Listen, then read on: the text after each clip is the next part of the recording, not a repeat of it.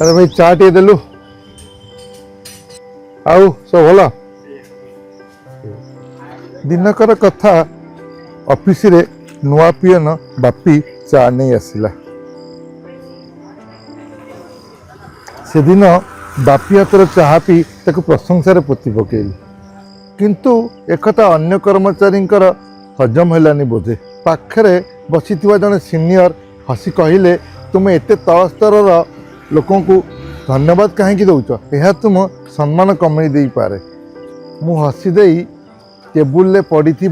biscuit pocket को देखी कहली प्रशंसा बा सम्मान मनुष्य को ही दि जाए जदि योग्यता देखि सम्मान दि जाऊ था ताहेले 3 टंकिया बिस्कुट को पार्ले जी बोली कह जाऊन था स्टाटस आमे निजे पे कमे था और रेस्पेक्ट आमे अन्य को दे निजे फेरी पाऊ